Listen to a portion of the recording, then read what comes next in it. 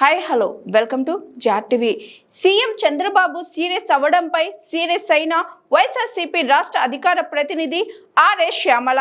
అందరికీ నమస్కారం. ఈ రోజున ఆంధ్ర రాష్ట్రంలో ఉన్నటువంటి పరిస్థితి మనందరికీ తెలుసు. పెట్రోల్ కోసం, డీజిల్ కోసం లైన్లు కిలోమీటర్ల వైపుగా పరిగెడుతున్న విషయం కూడా మనందరికీ తెలుసు. ప్రతి చోట ఎక్కడ చూసినా కూడా డీజిల్ లేదు, పెట్రోల్ లేదు అనే బోర్డులతో మూసేసిన బంకులున్న విషయం కూడా మనందరికీ తెలుసు. అయితే దేశంలో ఎక్కడా లేని విధంగా ఎందుకు ఆంధ్ర రాష్ట్రంలోనే ఇంత కొరత ఉంది? పక్క రాష్ట్రమైన తెలంగాణలో కూడా అంత ఇబ్బంది లేనటువంటి డీజిల్ కొరత, పెట్రోల్ కొరత అనేది ఎందుకు ఆంధ్ర రాష్ట్రంలోనే ఎక్కువ కనబడుతుంది? దీనికి కారణం ఏంటి? అసలు ఈ పరిస్థితి రాకుండా చూసుకోవాల్సిన అధికారులు ఏం చేస్తున్నారు, మంత్రులు ఏం చేస్తున్నారు? పోనీ వచ్చిన తర్వాత ఈ కూటమి ప్రభుత్వం ఈ ఇష్యూని ఏ రకంగా సాల్వ్ చేసే విధంగా వాళ్ళ ఐడియాలజీలు ఉన్నాయి. విజనరీలు మేము అని చెప్పుకునే వాళ్ళు అసలు ఇటువంటి సిచ్యువేషన్ రాకుండానే చూసుకోవాలి. వచ్చిన తర్వాత కూడా ఏం చేశారయ్యా అంటే రాష్ట్రంలో ఉన్నటువంటి పెట్రోల్, డీజిల్ కొరతపై గౌరవ సీఎం గారు సీరియస్ అయ్యారు. Yes, CM serious. ఇది ఒక్కటే కాదండి, నేను మీకు చాలా సీరియస్ ఆఫ్ ఇన్సిడెంట్స్ ఒకసారి ఇప్పుడు గుర్తు చేసే ప్రయత్నం చేస్తాను.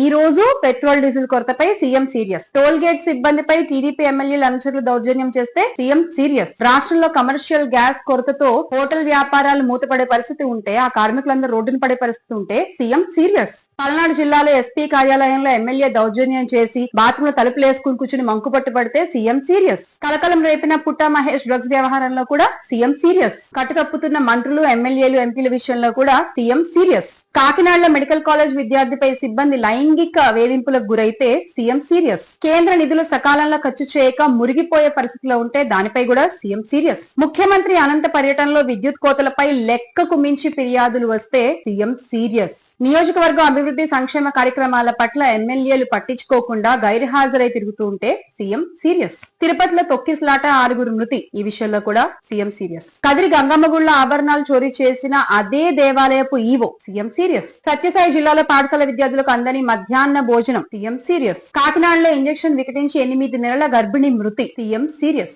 రాజమండ్రిలో ప్రభుత్వ ఆసుపత్రిలో రోజుకి గడువు ముగిసిన మందులు పంపిణీ చేస్తున్నట్టు ఉద్యోగులు సీఎం సీరియస్. కందుకూరులో కాపు కాసి వ్యక్తిని కారుతో తొక్కించి చంపిన టీడీపీ నేత సీఎం సీరియస్. సీమ కూటమి నేతల మధ్య ఆర్టీపీపీ ఫ్లాష్ కోసం వివాదాలు సీఎం సీరియస్. జూనియర్ ఎన్టీఆర్ పై టీడీపీ ఎమ్మెల్యే గారు దగ్గుపాటి గారు చేసినటువంటి సంచలన వ్యాఖ్యలు సీఎం సీరియస్. పొదిల్ల వ్యాపారిపై పోలీసులు లాఠీచార్జ్ సీఎం సీరియస్. ట్రైబల్ ఏరియాల్లో సౌకర్యాల కల్పన పట్ల ఫారెస్ట్ అధికారుల నిర్లక్ష్యం సీఎం సీరియస్. జీవిత ఖైదీకి పెరోల్ ఇప్పించడంలో టీడీపీ ఎమ్మెల్యే పాత్ర ఉందన్న అనుమానం. ఈ వార్తపై కూడా సీఎం సీరియస్. ప్రతి దానికి సొల్యూషన్ చూపించకుండా సీరియస్ అవుతున్న మన గౌరవ ముఖ్యమంత్రి గారు నారా చంద్రబాబు నాయుడు గారు. ఇవన్నీ చూసిన తర్వాత రాష్ట్ర ప్రజలకు ఏమనిపిస్తోందంటే, కొన్నాళ్లకి సీఎం సీరియస్ అన్న పదాన్ని సీరియస్ గా తీసుకోవడం మానేస్తారు జనాలు. ఇప్పటికే ఆ సీఎం సీరియస్ అన్న పదాన్ని ఒక పెద్ద జోక్ లాగా చూస్తున్నారు. ప్రతి ఇష్యూ మీద దాన్ని సాల్వ్ చేసే ప్రయత్నం చేయకుండా, ఆ ప్రశ్నకు ఒక సమాధానం వెతికే ప్రయత్నం చేయకుండా, ఆ ప్రాబ్లం నుంచి రాష్ట్ర ప్రజల్ని బయటపడేసే ప్రయత్నం చేయకుండా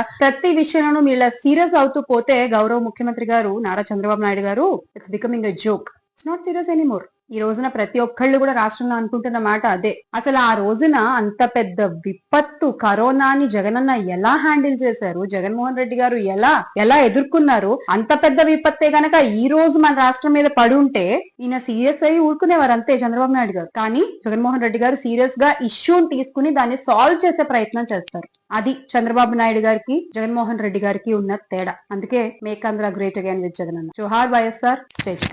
hi, this is Swathi. Like చేయండి, షేర్ చేయండి, కమెంట్ చేయండి అండ్ సబ్స్క్రైబ్ చేయండి జిఆర్ టీవీ.